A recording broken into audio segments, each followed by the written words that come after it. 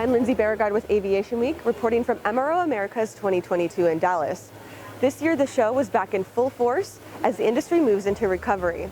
There were more than 800 companies exhibiting on the show floor, and many of them took the opportunity to announce news and sign contracts.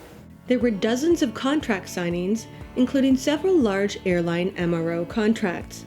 Safran signed nacelle contracts with Viva Airlines and Hawaiian Airlines.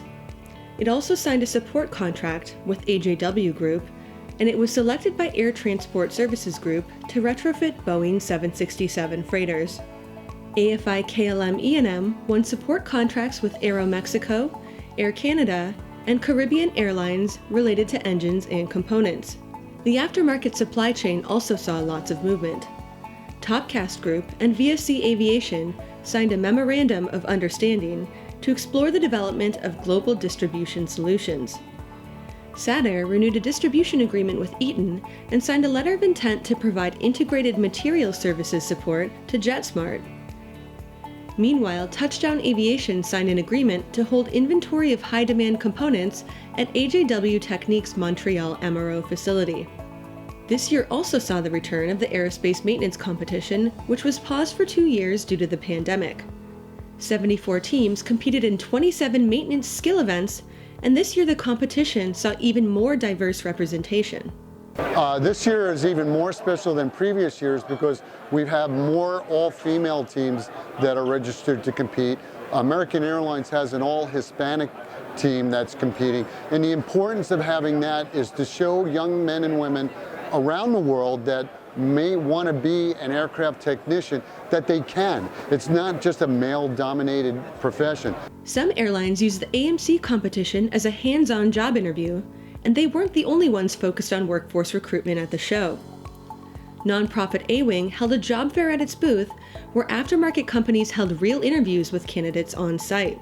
I think we've had about 20 interviews and they're coming every day.